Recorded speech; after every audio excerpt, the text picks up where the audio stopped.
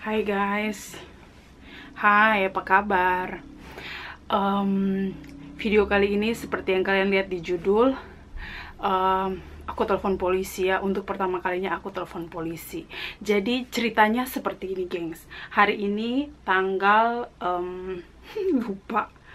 Oke, 24 April 2021, hari Sabtu. Jadi aku sama Sinta, kita bawa anak aku, Marty sama Michael, jalan-jalan keluar gitu. Sekalian Sinta itu pengen ngirim duit ke Indonesia gitu. Nah, kalau ngirim duit ke Indonesia itu di Jepang itu kita wajib mendaftarkan nomor rekening tujuan yang akan kita kirim gitu. Jadi nggak bisa asal-asal kirim aja gitu, nggak bisa. Jadi ceritanya kita tuh harus pergi ke ngambil duit dulu, terus transfer gitu, masukin kartu khusus yang sudah dibuat, seperti itulah gitu. Kalau kalian pengen tahu tentang cara pengiriman uang dari Jepang ke Indonesia, rata-rata mungkin 80% orang Indonesia ngirim uang ke Indonesia itu seperti itu. Oke, kita balik ke cerita inti ya. Kita lagi jalan lagi tuh ya dengan asik-asik, santai-santai. Kemudian di tengah perjalanan kita sudah mau sampai, itu jaraknya sekitar 900 kilo lah dari rumah. Itu deket ya, kalau menurut aku itu dekat. Jadi perjalanan itu sekitar jalan santai sekitar 20 menit, jalan cepat sekitar 10 menit. Dan menurut aku itu dekat gitu. Jadi kita tidak perlu naik bis, tidak perlu naik apa-apa gitu. Nah, kita lagi jalan santai sambil menikmati pemandangan di pagi hari tadi pagi itu ya. Tiba-tiba di tengah jalan ini jalan raya ya gengs ya, jalan raya, tengah jalan raya. Jadi jalan di dalam jalan, bukan jalan khusus untuk pejalan kaki, bukan. Di jalan rayanya itu ada ibu-ibu, dia mungkin sekitar 50 tahun, pakai celana hitam, baju jaket gitu hitam, anti UV, kemudian dalamannya itu warna kuning. Dia lengkap dengan masker, terus dia pakai topi UV cut gitu ya, buat topi untuk mencegah agar kulitnya tidak terbakar ya. Tapi intinya bukan di situ. Ibunya itu sambil menelpon ya gengs ya, sambil menelpon, terus dia di jalan raya sambil lihat kiri kanan, suara besar gitu kan, dan mobil lalu lalang di situ. Jadi mobil itu setiap kali datang, aku pikir gini, ibu ini kok di jalan raya, di tengah jalan ngapain gitu kan. Semakin mendekat ke ibu itu, ternyata ibu itu sambil marah-marah. Dia ngomong dalam bahasa Jepang, terus dia bilang begini, tolong panggil suami saya, itu mana suami saya gitu pakai bahasa Jepang kenceng banget gitu kan. Wah, dia lagi emosi. Terus gue bilang ini, gue bilang Sinta kan, Sinta lagi gendong Marty tuh, aku lagi dorong Mikey pakai kereta dorong gitu. Terus aku bilang ini, oh enggak, aku yang gendong Marty, Sinta yang dorong tuh kereta. Terus aku bilang, aduh gimana nih itu ibu itu gimana? Iya kak, dia kayaknya stres deh, itu kayaknya gimana nih? Iya, tapi itu ada kayaknya 10-15 menit dia di tengah jalan raya dan sambil emosi tinggi gitu. Aku bilang, kayaknya kita telepon polisi deh gitu, karena orang itu ada orang, tapi orang lihat dari kejauhan dan orang pada pergi aja gitu, nggak lewatin, maksudnya nggak berfokus pada ibu itu gitu, nggak nunggu, nggak ngapa-ngapain gitu kan. Nah, aku mau ngomong ke ibu gitu kan, aku takut, soalnya kan dia lagi marah-marah kan, aku takut aku digebukin atau gimana. Aduh, terus aku bilang, aku takut deh, kita kok makin mendekat sama ibu ini gimana. Terus kata Sinta, jalan aja kata dia gitu, yang penting kita nggak ngapa-ngapain dia. Udah, kita udah lewatin dia ada kali 500 meter, 100-200 meter gitu. Aku bilang ke Sinta, aku telepon polisi aja. Telepon lah gue. 119. Yang angkat pemadam kebakaran, saking sudah panik saya lupa itu nomor telepon polisi, karena saya tidak pernah telepon polisi kan di Jepang ini. Telepon aku 119, terus yang angkat, oh ya bagaimana kata petugasnya gitu. Terus aku bilang, iya ada, gue jelasin ada ibu-ibu yang lagi apa namanya, sepertinya dia lagi telepon dan suaranya tinggi sekali, dan dia itu berdiri di tengah jalan sambil menelpon, dan sepertinya dia tidak fokus, jadi itu bahaya. Dan bis besar, kemudian mobil itu lalu lewatin dia. Jadi kalau dia berdiri di tengah jalan, jadi mobil yang datang itu yang dari arah kanan ya, dari arah kanan itu dia ini, mereka belok, nunggu ibu itu agak ke pinggir, tapi ibu tuh nggak ke pinggir juga, jadi mereka nunggu sampai sisi jalan sebelahnya itu agak kosong, baru disalipin, baru dia salipin dari kanan gitu. Semoga kalian mengerti ya. Jadi posisi jalannya itu nggak ada kayak pembatas, itu nggak ada, jadi jalan lalu lalang gini, terus tidak ada pembatas di antara jalan kiri dan jalan kanan. Jadi kan mobil bisa salip dari sebelah sana kan, kalau dari sebelah arah depan itu, arah berlawanan itu dia kosongnya gitu. Semoga kalian ngerti. Terus kata pemadam kebakarannya, ini bukan kantor polisi, tapi it's okay. Ibunya ada bermasalah, ada apa gitu, ada luka atau apa segala macam katanya. Aku bilang enggak ada. Dia bilang, oh ya oke, kamu tenang.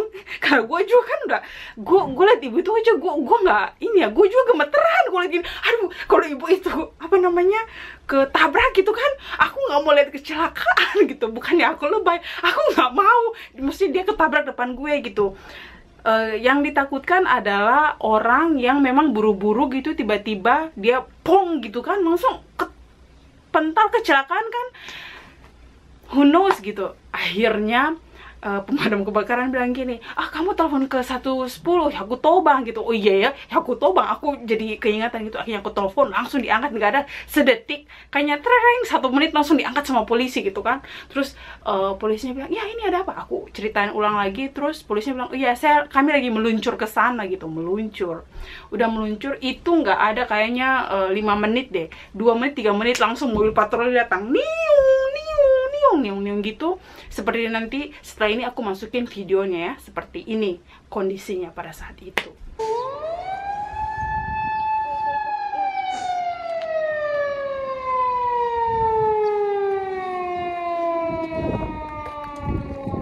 Pasti mereka stop di aku.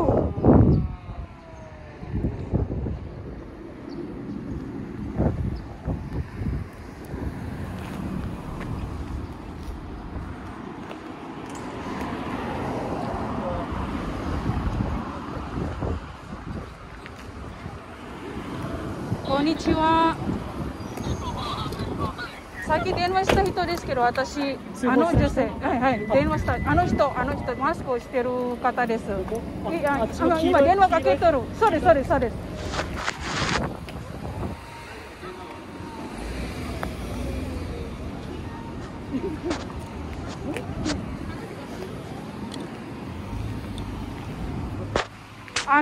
先ほどね、ある女性がね、道のここの辺にね立ってまして、すごく危なくて、バスとかもね、とってまして、でそれ電話しながらね、それ心配しとったのに電話した警察に。それでね、それは大変、ありがとうございます。大変です。ちょっと危なかったです。すごくなんか電話怒りながら電話しとったので。やっぱ春だけおかしいやつが出るから。そうです。どうもすいません。いえ、すいません。Aduh, hebat banget deh pemirsa. Orang semua pada keluar gengsi. Dia ada ibu-ibu tadi, dia telepon sambil marah-marah di jalan. Ini polisi yang kedua udah datang. Dan semua mobil polisi menuju ke sini. Kayaknya mati ngantuk deh. Ini first time loh gue di Jepang, dan aduh, ketika polisi datang semua pintu rumah dibuka karena itu sesuatu yang mensurasi, yang langka. Di Jepang tidak pernah seperti itu. Tapi memang itu menakutkan, ngeri. Nah, ketika polisi datang, ibu itu dia sudah agak menepi, jadi dia langsung masuk ke jalan jalan untuk berjalan kaki gitu. untuk pejalan kaki, terus dia tuh sambil berdiri sambil nelpon gitu kan, tapi sepertinya dia itu tidak tenang gitu. Nah, setelah polisi datang, seperti kalian lihat di video yang tadi aku tampilin itu, mulailah keluar tuh satu orang dari apa namanya, dari rumahnya kan, ada apa kan, sebenarnya kan biasanya kan nggak ada kejadian seperti itu kan, ada apa gitu.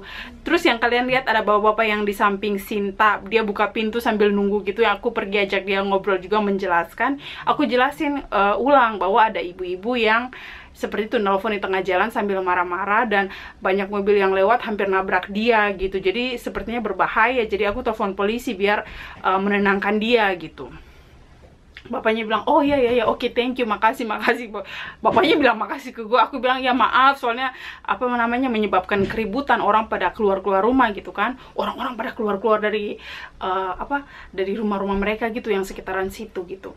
Ya sudah, akhirnya polisinya langsung ke ibunya gitu, terus ajak ngobrol gitu ya. Tapi aku nggak mau, maksudnya masuk ikutan nimbrung sama polisinya, karena itu kan privacy ya, di Jepang itu semuanya serba privacy. Jadi aku nggak mau ikutan, udah yang penting polisi udah nanganin, kita cabut gitu, kita pergi. Dan ya udah, Sinta kirim duit ke Indonesia, intinya seperti itu. Jadi cerita hari ini sangat apa ya, aku punya pengalaman baru ya, menurut aku ya, aku punya pengalaman baru. Dan ya apa ya, gitulah ya, kalau orang sudah stres ya, mereka mungkin dia udah out of mind gitu, jadi dia udah nggak bisa mikir lagi yang jernih seperti apa. Jadi mungkin dia sudah terlalu panik atau terlalu marah atau terlalu nggak tahu deh seperti apa. Jadi akhirnya dia udah nggak mikir lagi ini jalan buat mobil atau jalan buat pejalan kaki, udah dia maju-maju aja gitu. Karena mobil lewat dia mundur dikit, maju lagi dia, tapi di dalam jalan raya gitu. Dan itu sangat aneh ya menurut aku ya, seperti itu gengs. Jadi ya apapun itu, pengalaman nelfon polisi. Dan kalian tahu nggak polisinya, aduh polisinya ramah sekali ya. Polisinya itu nggak ada yang kayak menakutkan gitu, enggak. Polisi, oh ya ada apa, ya udah ya gitu ya, seperti itu geng.